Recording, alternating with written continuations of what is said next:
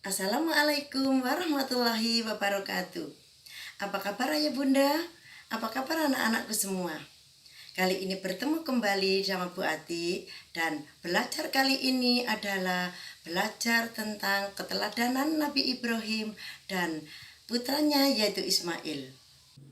Dan kisah Nabi Ibrahim ini oleh umat Islam seluruh dunia diteladani, dicontoh, diikuti, dan dirayakannya sebagai Hari Raya Idul Adha atau Idul Kurban. Nah, untuk kali ini anak-anak boleh melihat videonya, cermati, pahami, dan nanti agar bisa mengerjakan tugasnya. Inilah videonya. Nabi Ibrahim mempunyai dua istri. Istri pertama bernama Sarah dan istri kedua bernama Hajar. Sarah melahirkan seorang anak laki-laki yang dinamakan Ishak, dan Hajar melahirkan anak laki-laki juga yang bernama Ismail. Sarah merasa kurang senang hidup bersama Hajar. Berkali-kali ia meminta kepada suaminya agar Hajar dan anaknya dipindahkan ke tempat lain. Akan tetapi, Nabi Ibrahim tidak segera menurutinya. Barulah setelah menerima perintah dari Allah, Nabi Ibrahim mengajak Hajar dan Ismail pindah ke Mekah. Ismail yang masih menyusu pada waktu itu terpaksa harus mengikuti kedua orang tuanya menempuh perjalanan yang begitu jauh dan melelahkan. Hajar dan Ismail ditempatkan di daerah padang pasir yang tandus, sunyi, dan terik matahari yang menyengat kulit.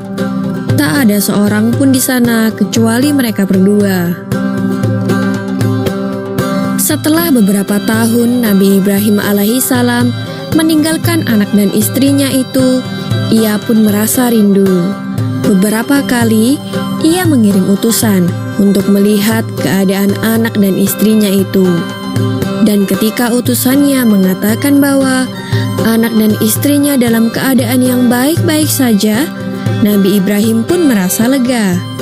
Ternyata kehidupan istri dan anaknya itu diberi serba kecukupan oleh Allah Subhanahu wa Ta'ala. Hajar dan Ismail dianggap sebagai pemilik dan pemimpin di Mekah karena mereka berdualah yang pertama kali menetap dan bertempat tinggal di sana. Demikianlah Nabi Ibrahim tidak dapat menahan kerinduannya. Ia pun berangkat ke Mekah dan bertemu dengan Hajar dan Ismail di padang Arafah. Anak dan istrinya itu sedang menggembalakan hewan ternak yang cukup banyak. Dalam perjalanan pulang ke Mekah, setelah menggembalakan ternak, mereka beristirahat di Musdalifah karena kelelahan dan akhirnya tertidur. Dalam tidurnya yang sebentar itu, Nabi Ibrahim alaihissalam mendapat wahyu melalui mimpinya. Ia diperintahkan oleh Allah untuk menyembelih Ismail. Anak kesayangannya itu harus dikurbankan sebagai bukti patuhnya Nabi Ibrahim terhadap Tuhannya. Seketika itu juga Nabi Ibrahim terkejut dan berdebar-debar. Tampak begitu beratnya ujian kali ini. Ia pun akhirnya menguatkan hati demi rasa cintanya yang lebih besar kepada Allah Subhanahu wa Ta'ala. Ia juga pada akhirnya memberitahukan mimpi itu kepada Ismail. "Wahai anakku Ismail, dalam mimpi aku diperintahkan oleh Allah untuk menyerahkanmu sebagai kurban dan aku harus menyembelihmu. Bagaimana pendapatmu wahai anakku?" kata Nabi Ibrahim.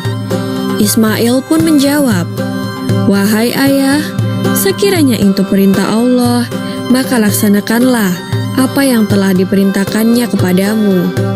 Aku akan tetap sabar dan ikhlas menerima cobaan ini."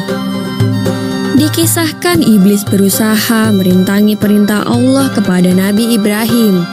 Berkali-kali iblis membujuk Nabi Ibrahim agar tidak melaksanakan perintah itu. Namun Nabi Ibrahim tetap melaksanakan perintah Allah, dan godaan iblis yang begitu dahsyatnya tak akan mampu meruntuhkan ketaatan Nabi Ibrahim kepada Allah. Nabi Ibrahim membawa Ismail ke atas bukit. Di sana, Ismail mengenakan kain penutup mata dan pedang tajam pun sudah dipersiapkan. Ketika pedang itu sudah berada di leher Ismail, tiba-tiba tubuh Ismail pun diganti dengan seekor kambing yang gemuk oleh malaikat Jibril. Dengan demikian, selamatlah Ismail dari penyembelihan. Allah Subhanahu wa Ta'ala berfirman kepada Nabi Ibrahim, "Hai Ibrahim, kau sudah melaksanakan perintahku dengan ikhlas. Sebagai gantinya, aku berikan binatang ternak untuk disembelih. Ini adalah cobaan besar bagimu."